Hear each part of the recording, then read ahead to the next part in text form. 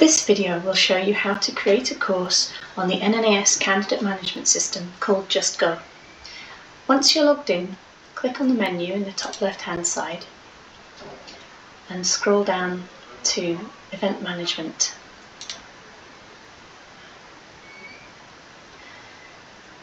If you're a course director for more than one provider, make sure that you select the provider that you're creating a course for by clicking here.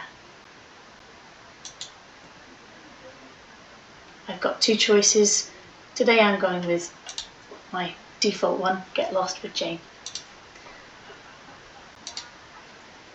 Here we've got the filters, so you can quickly click on to see how many accepting bookings courses you have, or if you have courses in draft, or there's the templates. There's also some new filters up here as well that you can use to find particular courses. That's quite useful, new addition. So today I'm creating a new course, so as always, go to the templates, click the template filter, and they all float to the top. It's very important to select one of the NNAS templates that we've provided and not to click Add New Event up here, because if you don't choose a template, it won't have the certificate attached to the back end, and when we process it, the certificates won't be produced. So please use an NNAS template to start your first course. I'm going to choose a bronze course with one course director here, so I go over to this drop down arrow and I copy it.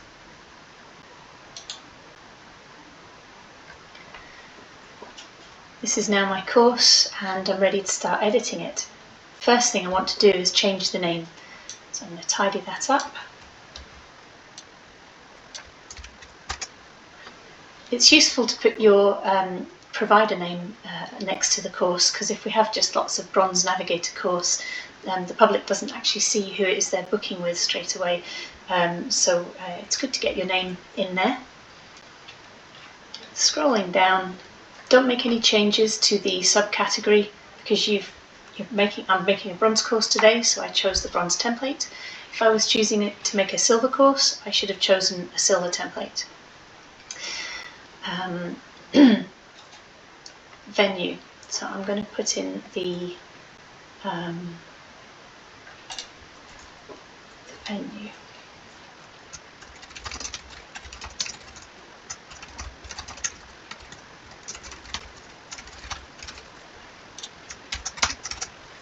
Okay. Sometimes when you type in the venue, it doesn't always find the place where your course will start, and so you have to click on not the right location on this map. Mine has got pretty close today actually, but just to show you how to make this change, I've already found the grid references for the office, and you just copy and paste them in there and click update location, and now it's got it exact. Now I set the dates of the course.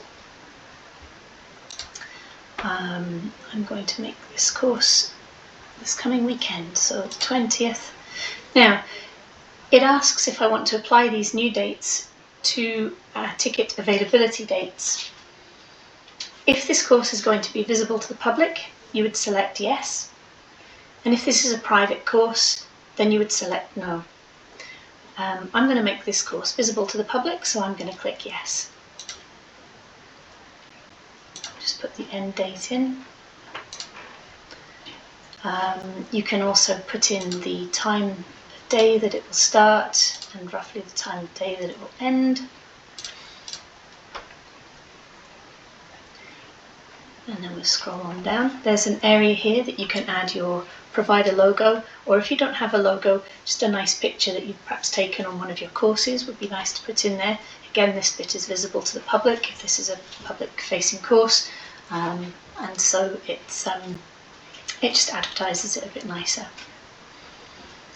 Now in the event details area, there's a lot of red wording. This is a reminder to you to to follow the steps to edit things. So if you're getting a little bit lost, you can always follow these steps and it'll remind you to change the provider name and that kind of thing.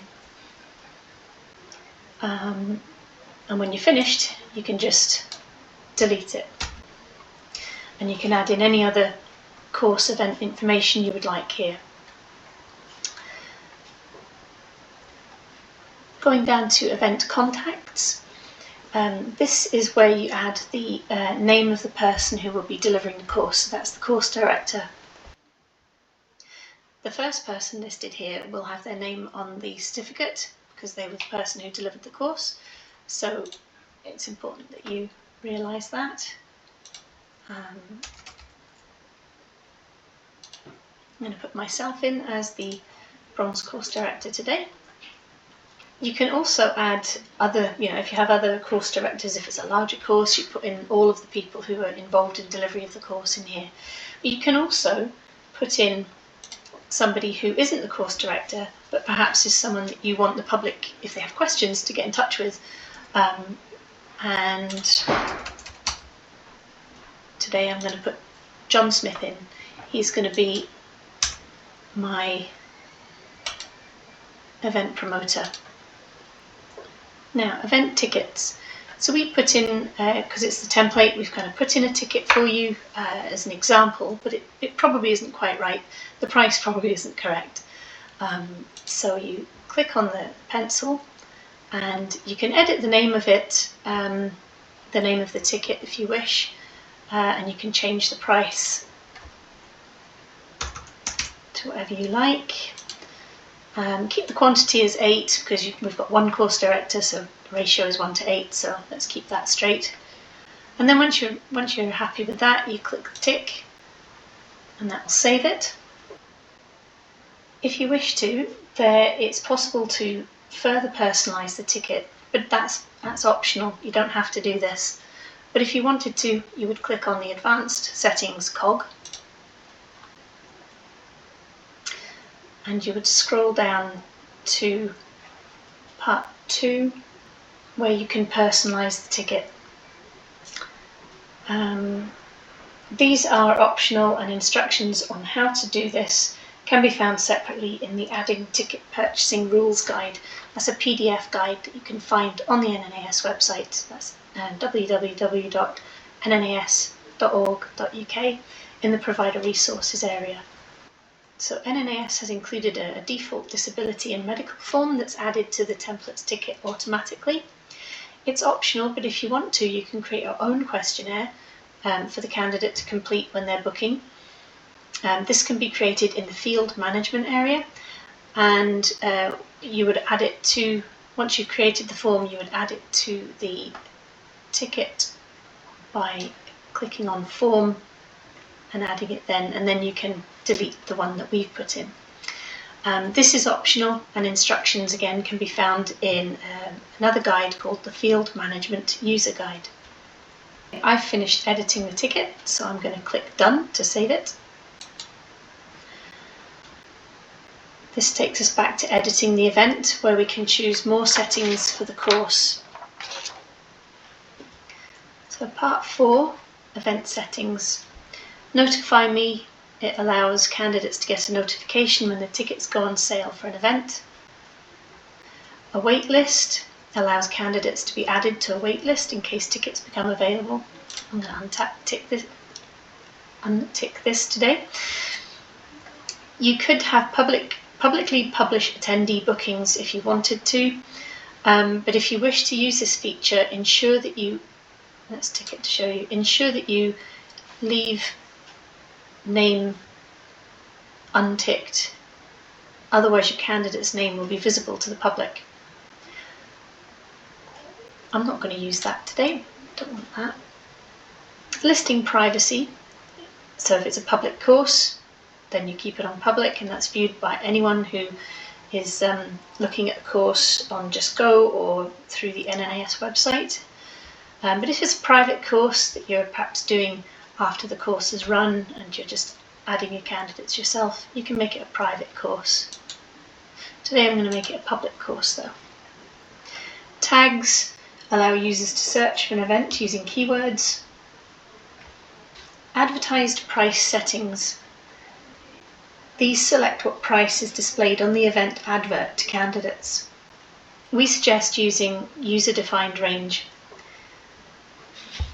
And then you input the full price of the course, including the NNAS course fee, as the maximum. So up here, my bronze course was £150, but including the £7.50 NNAS course fee, that's £157.50.